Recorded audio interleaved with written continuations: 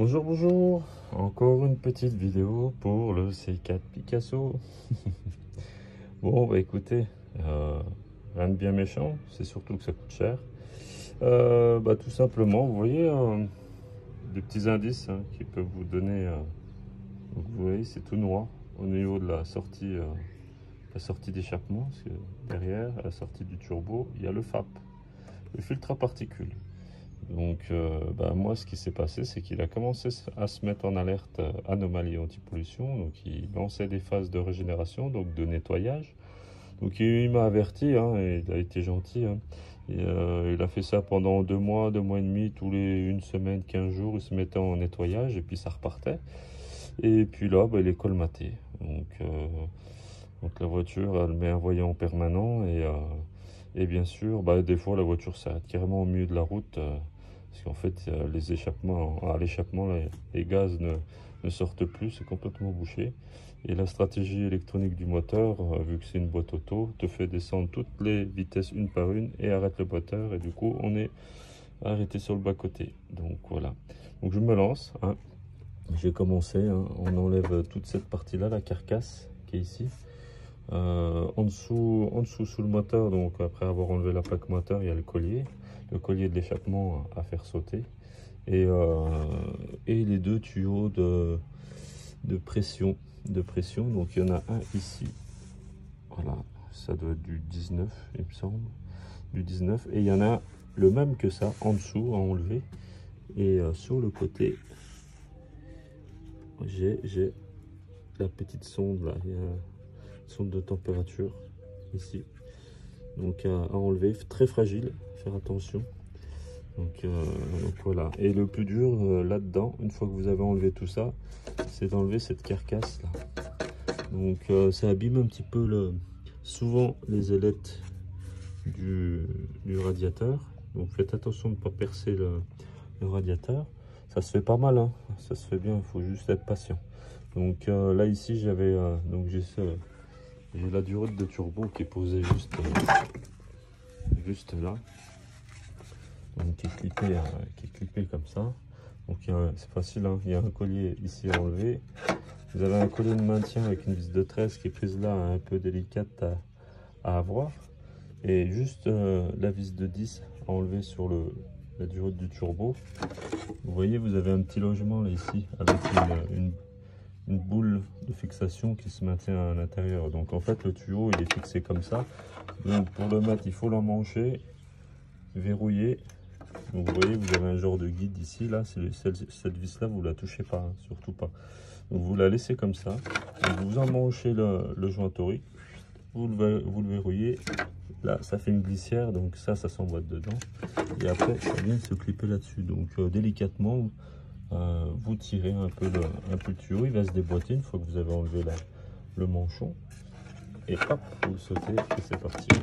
Donc moi je vais continuer, j'enlève la carcasse. Il y a un petit peu de boulot et je vous montre ça. Voilà la suite. Donc comme vous pouvez le voir, j'ai retiré le collier là qui est ici sur le FAP et le deuxième tuyau ici de dépression à dévisser. Et si vous regardez bien, il y a le deuxième, donc le premier au-dessus et le deuxième en dessous. Donc je l'ai déjà dévissé sur du dessus avec une clé plate de 19, ça va très bien. Celui-ci aussi j'ai desserré à la main et ça vient très bien en général. Faites attention de ne pas riper au niveau des écrous. Si vous ripez, après c'est la galère. Le mieux c'est d'avoir une clé à tube. Alors on appelle ça, on a plusieurs appellations avec ces clés. Donc si vous préférez, le mieux c'est ça. Si vous avez une clé comme ça, c'est plus sécurité si vous arrivez à la passer. Donc du coup par le dessus j'ai dû passer avec une clé plate classique parce que j'avais pas trop la place. J'ai dû retirer la petite durite que j'ai là, le petit manchon, pour pouvoir passer. Mais sinon ça se fait, ça va, c'est pas ce qui est le plus difficile. Donc je continue et dès que je suis à la carcasse je vous montre ça. Alors voilà, j'en suis à là. Donc la carcasse, comme vous voyez, elle fait tout le tour du FAP.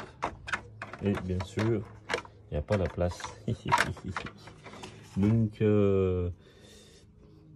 il est déjà sorti plusieurs fois, donc ce que je vais faire, je vais retirer la petite sonde que l'on voit ici qui est encore sur le FAP. Donc je m'occupe de ça, et dès que je l'ai sorti, bah, je vous donne l'info pour savoir s'il sort par dessus ou par dessous, parce que en général c'est casse-bonbon comme on dit. Allez, à tout à l'heure. Alors voilà, la carcasse est enlevée, donc je vous confirme, la tôle on la retire par le dessus, donc c'est pas évident, hein. Les deux tuyaux de dépression là qui sont ici là, vous avez vu, mettez-les bien sur le côté, sinon ça vous empêche de sortir la carcasse. Donc la carcasse, vous la tirez vers vous, vers le radiateur, et vous, en la tirant vers le haut, vous l'inclinez sur le côté gauche pour pouvoir sortir, de manière à dégager. C'est une partie qui est en dessous là, qui est juste ici. Donc vous allez voir, hein, et ça bloque un petit peu ici. Du coup, j'ai pas eu besoin de retirer ma sonde de température parce que ma clé passait pas. Donc du coup, ce que je vais faire, je vais la débrancher ici. La prise est là. Et je l'avais déjà démonté une fois, donc j'ai le souvenir que je l'avais laissé dessus, juste débrancher la prise et sortir avec le FAP. Donc comme vous pouvez voir, le FAP est tellement en surpression que du coup toute la suie elle sort de ce côté là, et si vous regardez un peu le cache, il est rempli dessus. Donc voilà, FAP colmaté en surpression, pas très joli. Donc voilà, je le démonte. Donc il me restera plus que le collier ici, qu'une vis de 17.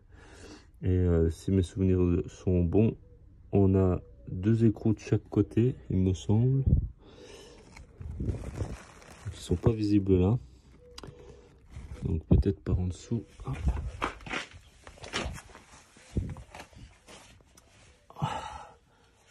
Voilà. Alors est-ce que je peux... Voilà. Ici. Donc ils sont un peu cuivrés. Donc c'est les écrous qui sont ici. Donc j'en ai un ici, puis j'en ai 2 autres de l'autre côté. Donc pas facile à avoir, faut avoir les bons outils, hein, rallonge, cliquet, tout le tralala. Mais ça va, ça se fait. La patience et pas s'énerver. Voilà, voilà. Bon bah voilà, tout est sorti. Donc tellement colmaté que voilà, la calamine elle sort ici. Il est en surpression. Le collier ne serre pas assez fort du coup. Du coup toute la calamine est posée là. Donc voilà. Il y a des sociétés de nettoyage apparemment pour les FAP. Donc je vais me renseigner pour le faire laver et le remonter. Merci.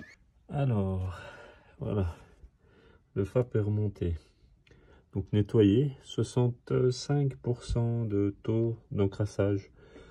Donc apparemment c'est pas mal. Donc c'est pour ça que la voiture s'est mise en défaut.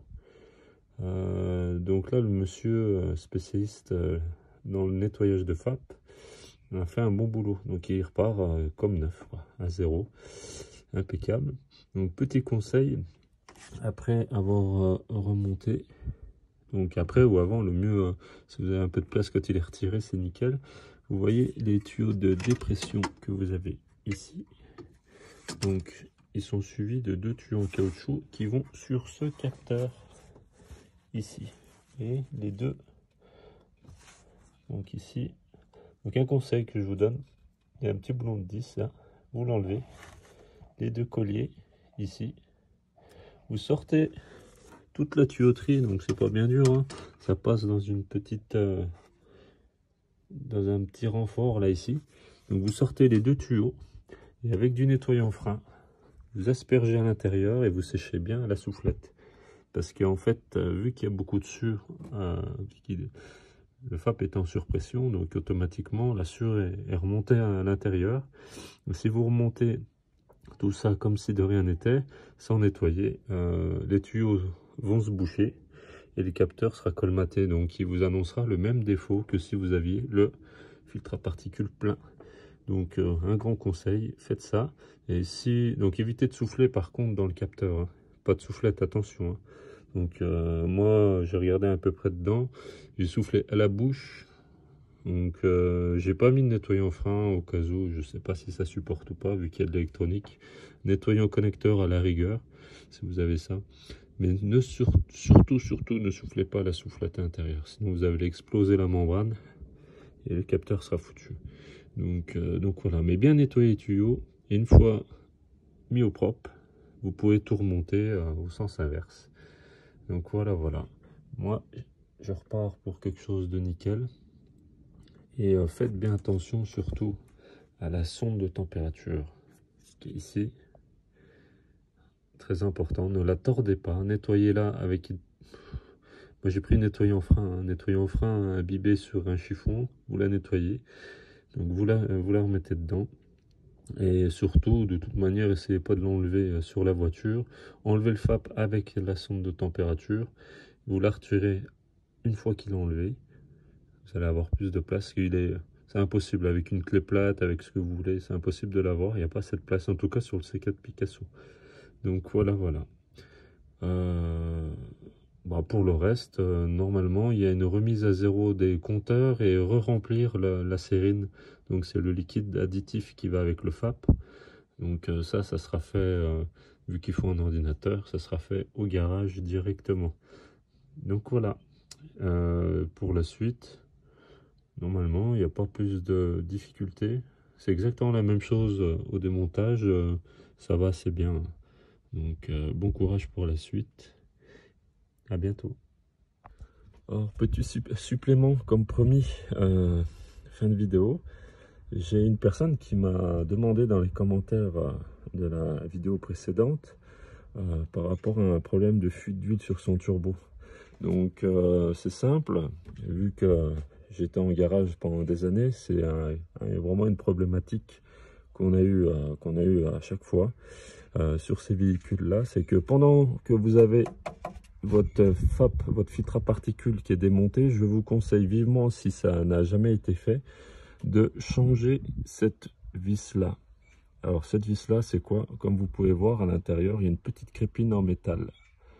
Donc c'est situé sur le système de graissage d'huile du turbo, tout simplement. Il se bouche, ça monte en pression, ça casse le turbo, et quand vous n'avez pas de chance, ça casse le moteur en même temps.